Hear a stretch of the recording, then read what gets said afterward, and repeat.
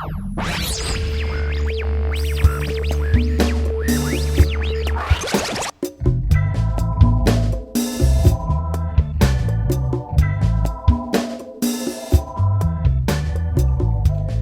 what's up everybody, and thanks for tuning in to another episode of Five Town and Around. Tonight's guest is Matt Soper.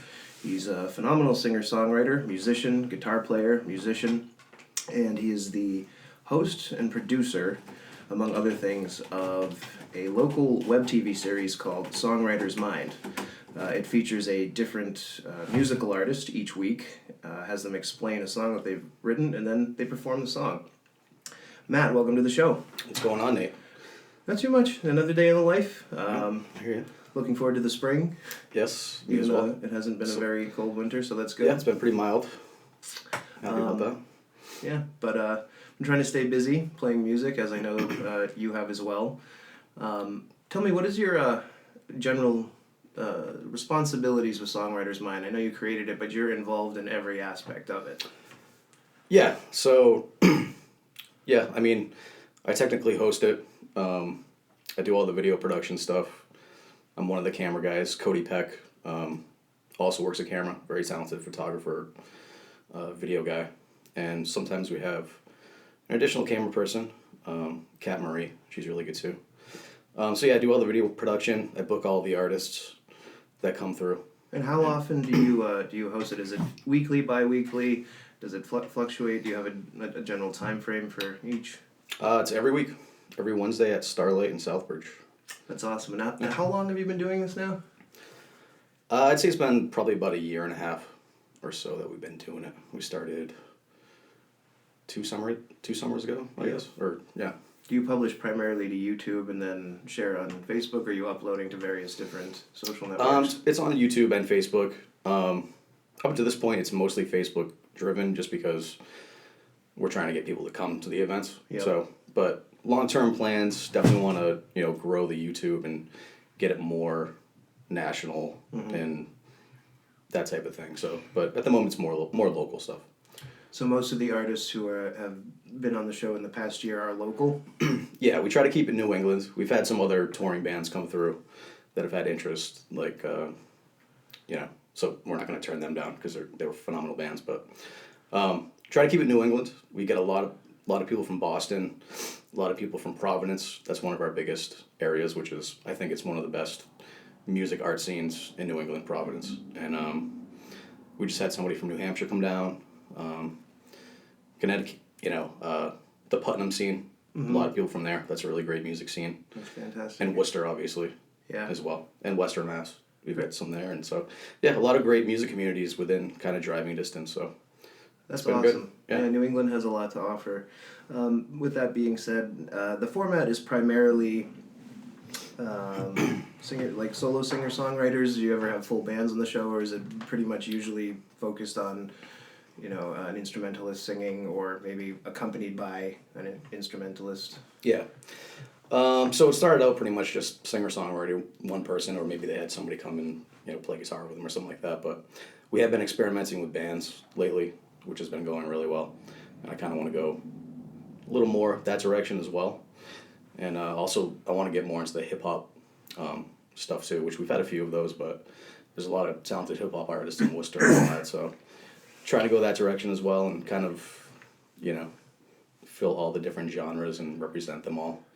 That's awesome, because there's not a lot of media like this being produced. It's one of the reasons I was hoping to get you on the show, because I do have a decent amount of local listeners, and I want to play whatever part I can into expanding this project for you. What was your inspiration to do this in the first place?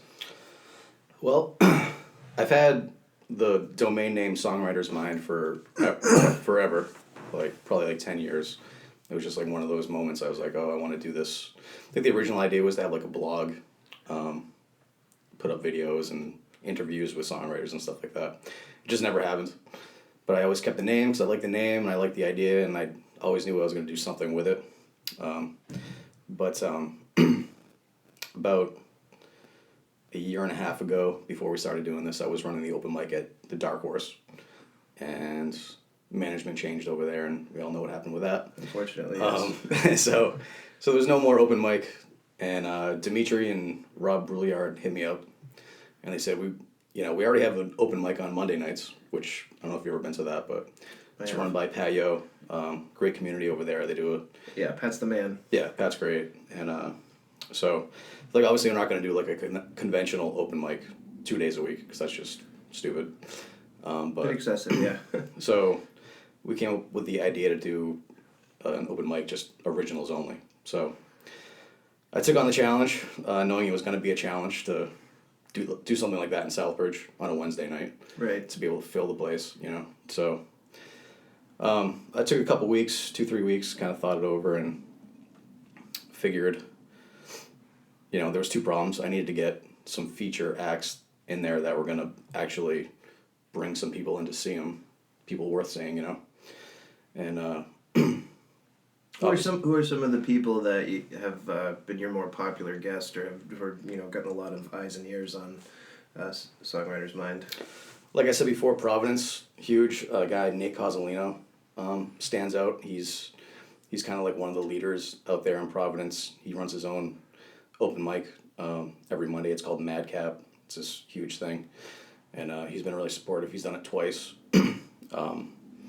Early on, we got Kayla Farnham. She's from Putnam. She's a big name out there. A lot of great people from Boston. Pratik is a great songwriter. I don't know if he's won Boston Music Awards, but he's definitely been nominated. We just had a girl named Wynn Dorn come out. She's from Boston. She was nominated for Boston Music Awards, New England Music Awards. That's awesome. Of course, Gracie Day, who's now local to Southbridge. She's blowing up. Yeah, she opened for, or didn't open for, but played at the small stage at the Tweeter Center. I'm dating myself calling it that, but for a Dave Matthews show, correct? Yeah. That's cool. Yep. That's awesome.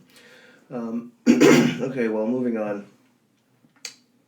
Before we continue discussing Songwriter's Mind, let's talk a little bit about your history. You've been performing and writing music, playing guitar and singing for a very long time.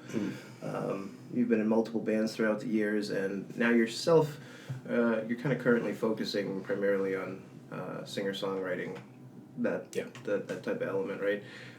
Would you want to give us a little bit of background about how you got involved in music and, what kind of music you're really into, what moves you, and just talk about your approach to songwriting yourself? Sure. You got a minute? Yeah, we do. We got another 40 or so. It's a loaded question. So yeah, I got my first guitar when I was 13. Around that time, grunge music was huge. Nirvana, Alice in Chains, Soundgarden, those are all my favorite bands. I just listened to AAF and was really into that stuff. And really took a really strong liking to playing guitar. Didn't really know I could sing or had any interest in singing until like a few years later. And I started a band in high school called Fourth Floor.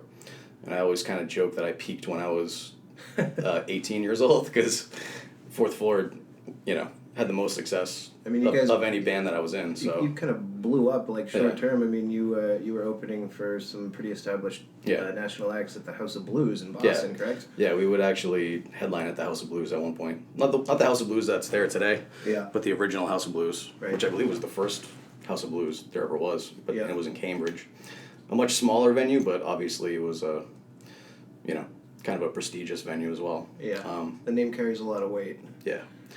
So we had the opportunity to open for some really good acts. Members of Dispatch. We were really in good with Dispatch, which I don't know.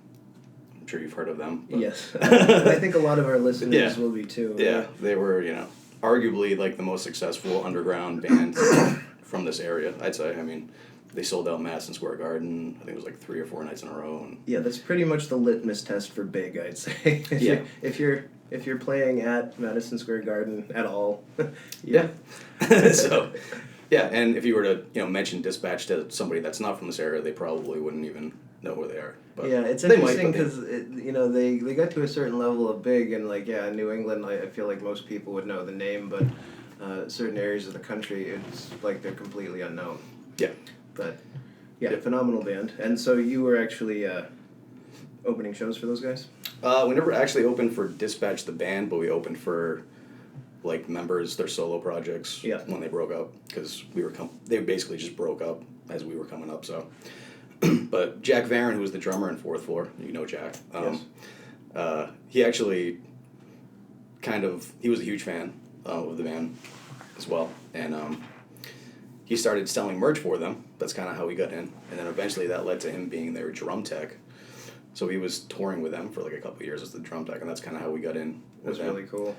And that opened up opportunities with those guys obviously, and other bands too. There was another band that we used to tour with a lot called the Lost Trailers, and kind of a southern rock band from, I believe, Georgia. Mm-hmm. And funny story about them, they were awesome. They were actually discovered by Willie Nelson. He like gave them their start, and that's impressive.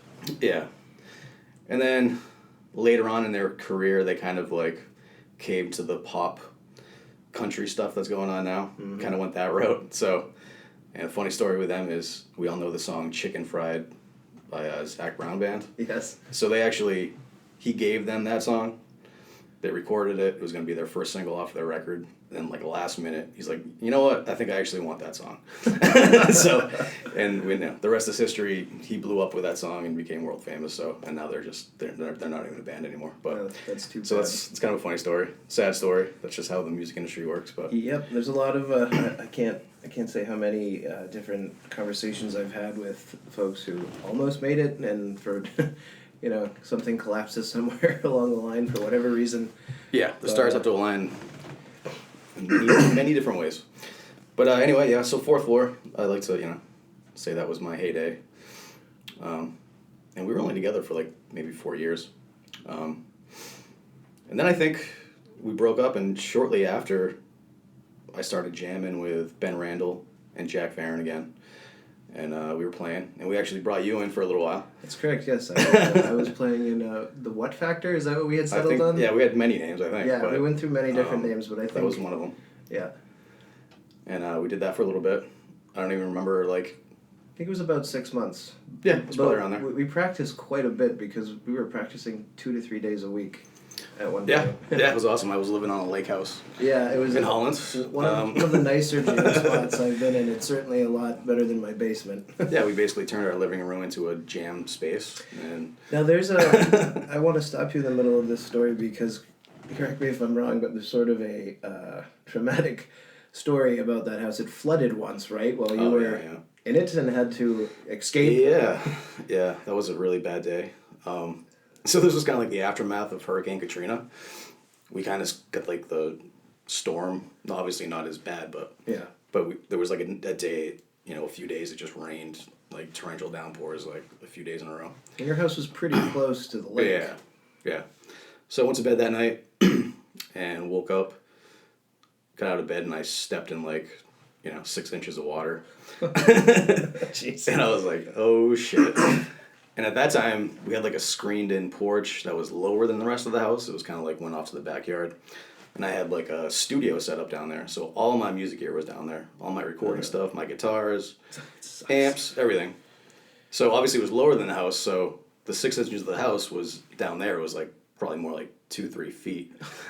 So I immediately ran down there and I looked in there. I opened the door and I see my Gibson Les Paul floating. Oh God, that's floating so across the room, and that was it. I was able to save some of it, but was any of it insured? No. Yeah. No. I saved the amps. Gibson the guitars. I still have it, but it's never been the same. Obviously. Yeah. The recording gear was destroyed. I can imagine. I'll never get back any of those recordings. But yeah, that was pretty traumatic, but it actually led to some better things recording-wise because it forced me to get like a Pro Tool setup, and which I still use today. So. Well, that's good. Transmuting negative experiences into positive ones is I don't really see it that way at the time, but it was. Yeah, I would have been pretty put off as well. So, congrats for taking it and turning it into something positive. Yeah. So, moving past the What Factor, the time in between that and the development of Songwriter's Mind, what kind of went on in your musical life during that time period? So, after that period, I eventually, I played with some other lineups, mostly with Ben Randall. We kind of stayed a duo for several years, or the two of us with other people. But Yeah. And then I joined the band New Pilot. That's and, right. They were about 2 years in maybe, and their bass player was leaving. He was moving away, and they asked me to play bass. So I said, all right, I'll play bass. And that was like the first time that I was actually just like a bass player. Mm-hmm. I'd always, fronted bands. Was always the singer-songwriter. Yeah. And I kind of liked it. I could really concentrate on just playing bass, and I really, really perfected my bass skills, and really got good at bass. And you guys are phenomenal. We played several shows with you. We did one at the Cannery one night that sticks out in my mind because you covered a Space Hog song. Yeah. Like one of my favorite songs from the 90s. And I mean, you guys were... I think that was one of our album releases. Yeah, you guys were insanely tight, and your sound. You always had the sound dialed in the mix and whatnot, and you put on great shows, and you did a lot of interesting segues from one song to the next. Yeah. So you were playing bass at the time, which, like you said, was kind of a bit different for you, coming from being a songwriter, being a band leader, and a guitarist. Do you want to go on a little bit more about that? Yeah. So for the first half we were together. I think the band was together a total of maybe 10 years.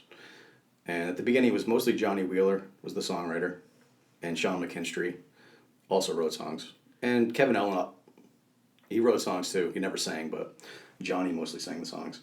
So that was pretty much my role for like the first, at least 2-3 years. And then slowly but surely, I started getting the itch to sing and write songs and all that stuff. So I started, bringing songs to the table, and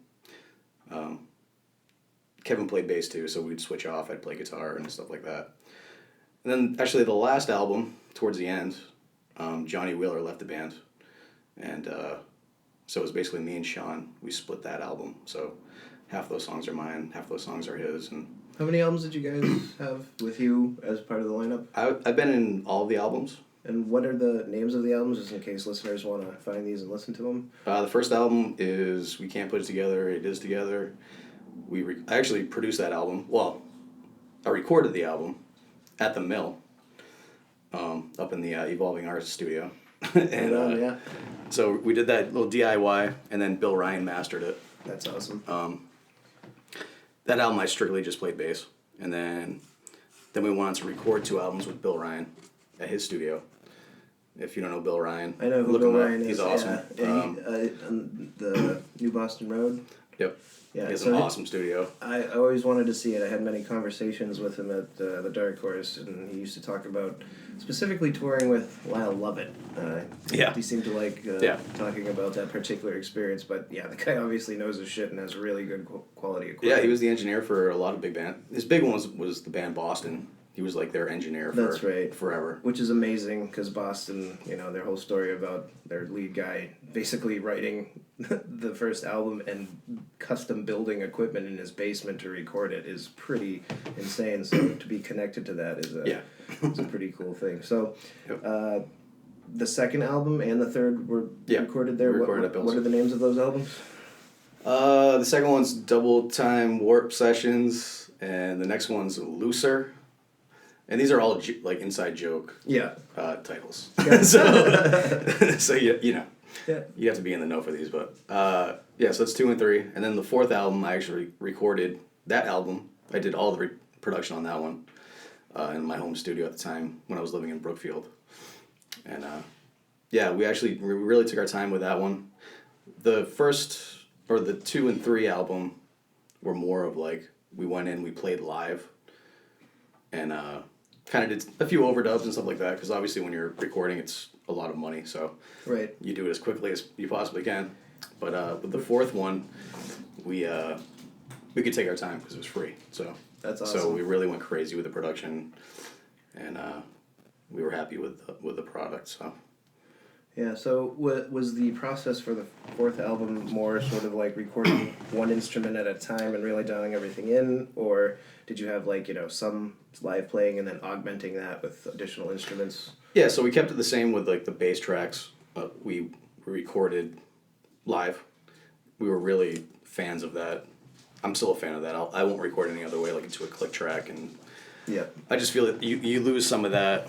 I agree. I like having all the musicians performing live, Yeah. and then adding elements after the Right. fact. Right. So that's very cool. And if something you messed up somewhere, you can always replace that. But Right. the main focus is to get that really good, at least a good drum track. And yeah, so we kept that core element with it, and then we just went crazy with the production, like creative wise, and just adding tons of stuff and harmonies and crazy instruments and effects and stuff like that, which we hadn't really done in the other albums. So. And that's Looser? That one is The Great American Tooth. Great American Tooth. That's the last album. It's an interesting Also name. an inside joke.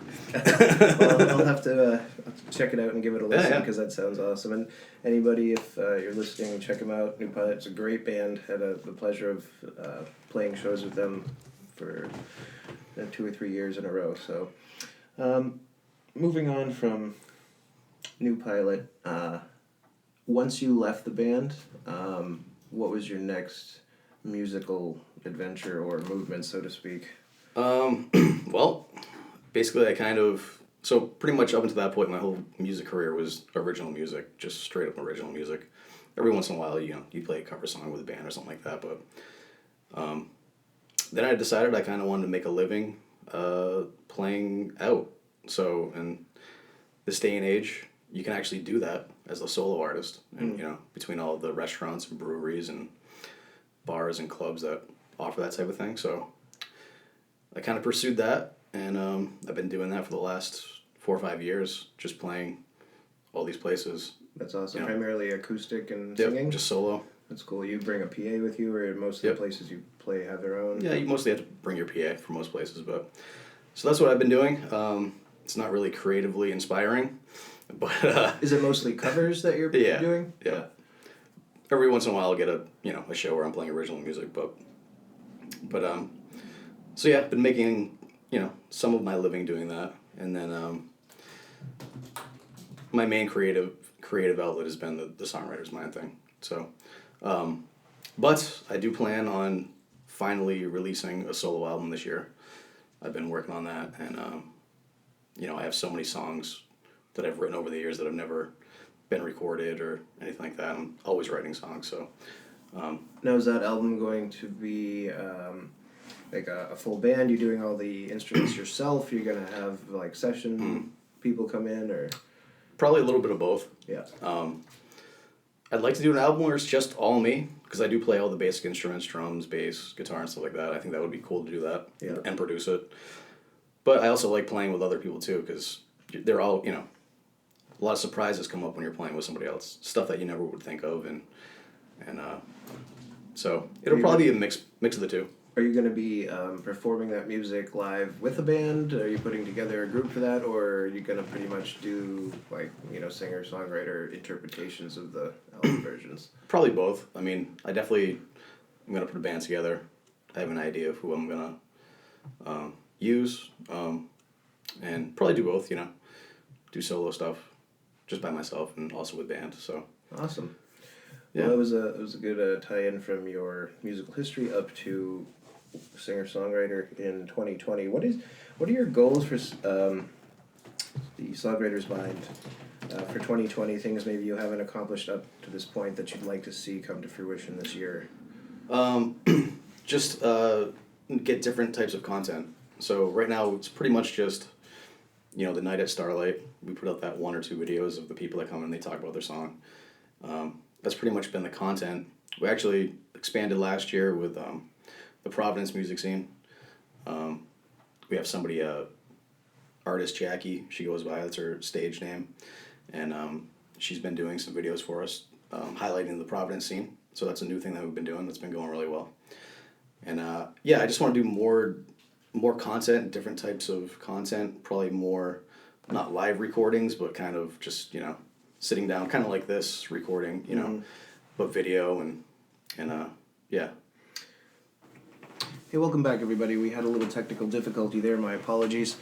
Once again, we are here with Matt Soper from Songwriter's Mind, discussing what Songwriter's Mind is going to look like in 2020. Matt, one of the questions I had that I think the audience might be interested in is, who are some of the names of artists that you're hoping to get on the show? Maybe some bigger names that would be sort of a win for your organization, so to speak. Yeah. So obviously it's a New England-based show. We want to feature the very best songwriters in New England. And it's probably not going to be 2020, but people like Lori McKenna, who's like a legendary songwriter from New England. She's probably right now the best. She writes incredible country songs, and she would be on my list for sure. I don't know how attainable that is, but we'll see. If anybody listening knows her, give us a shout out on social media. And there's been some people emerging from Worcester lately. Joyner Lucas, who's one of the biggest rappers out there now. I don't know how attainable that is, but he's a Worcester guy.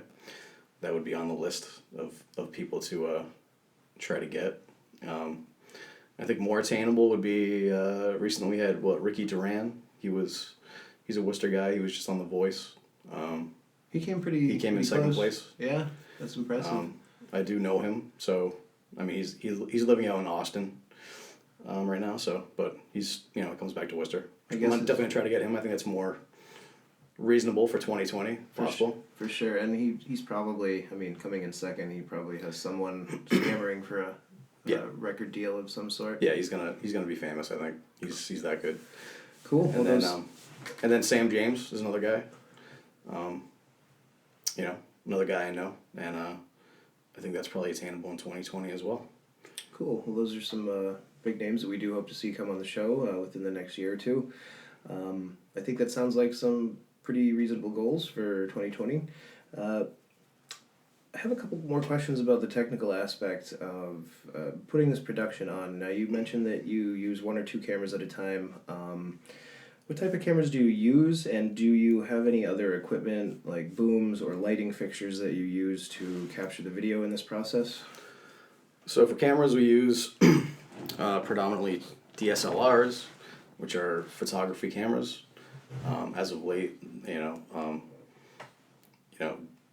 you can shoot video with them now, so you're getting like that professional photography quality. But now you can shoot video. We use that. I use a Canon Rebel. T6? TI6, yeah. Yeah, I got one of those as well. And then Cody has a Sony something. It's a really good one. It's like a mirrorless one. And then I also have a camcorder, a really good Sony camcorder too. So we have 3 pretty good quality cameras that we use. We also have like GoPros and stuff like that, which we'll throw in there once in a while for just additional cameras. But mostly we're shooting with 3 cameras.